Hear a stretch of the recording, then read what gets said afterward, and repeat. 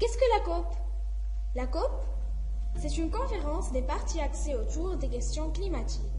En anglais, Conference of Parties. Les parties sont au nombre de 196. 195 États auxquels on ajoute l'Union européenne qui négocie au nom de ses 28 pays membres. Les COP ont lieu chaque année entre novembre et décembre, le plus souvent depuis 1995. Dans chacune des COP, les 196 parties négocient les objectifs et les mesures nécessaires pour limiter les changements climatiques, la réduction des émissions de gaz à effet de serre, GES, l'adaptation au changement climatique des pays en développement, le financement de l'atténuation et de l'adaptation, les transferts de technologies, etc. Ces COP, qui durent 2 semaines, sont préparées en amont par des sessions de négociation intermédiaires. Ces COP s'inscrivent dans le cadre de la Convention cadre des Nations Unies sur le changement climatique, CCNUCC, qu'ont signé les 196 parties lors du sommet de Rio en 1992. La CCNUCC est organisée autour de 3 principes fondateurs: le principe de précaution, le principe du droit au développement et le principe de responsabilité commune mais différenciée. Elle dispose d'un siège à Bonn, en Allemagne, et est dirigée par Christiana Figueres, qui organise les COP et aide les pays à préparer les négociations.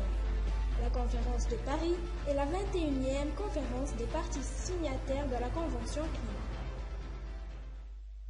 Qui participe? Une COP traditionnelle réunit entre 10 000 et 20 000 participants. Lors de la COP 21, près de 40 000 personnes ont été accréditées pour l'événement. Les négociateurs, bien sûr, mais aussi les ministres et délégations des États parties, des entreprises, des ONG, des syndicats, des journalistes, etc. Mais toutes ces personnes n'y ont pas le même statut.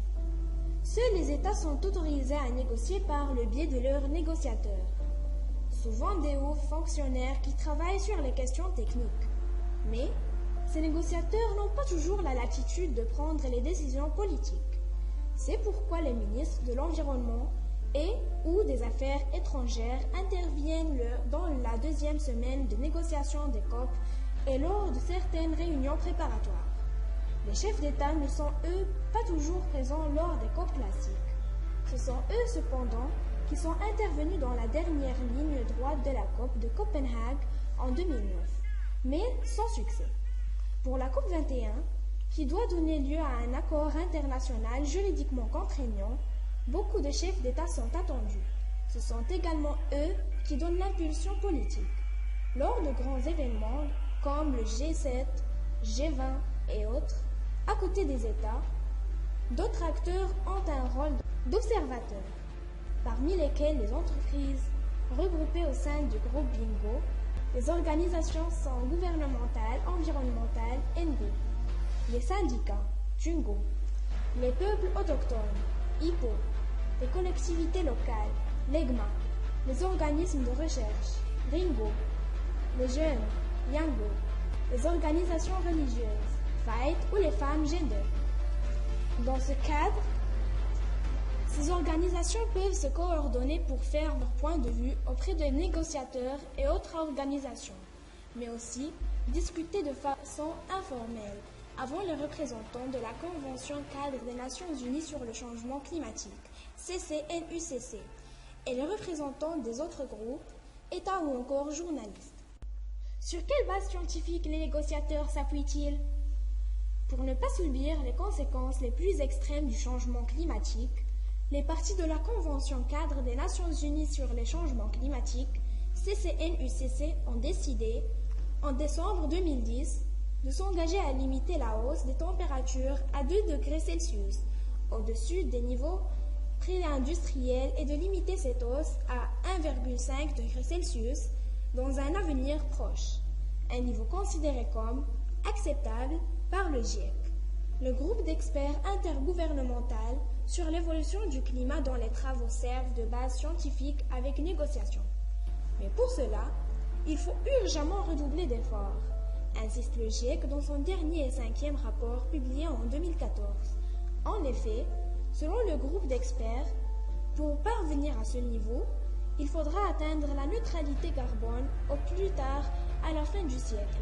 Et il faudra aussi que la quantité accumulée d'émissions de CO2 d'origine humaine n'excède pas 800 gigatonnes.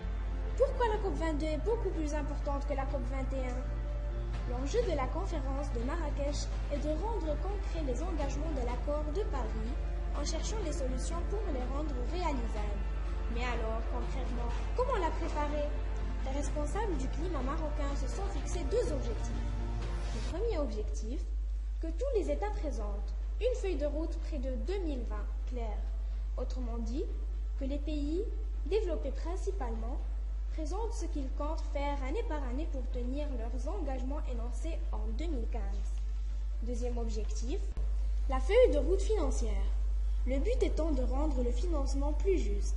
Parmi les idées évoquées, la création d'un fonds alimenté uniquement par le philanthrope est destiné aux pays vulnérables et remet aux limites du fonctionnement du Fonds vert pour le climat qui vient en aide à tous les pays du Sud confondus, y compris les pays émergents, plus riches.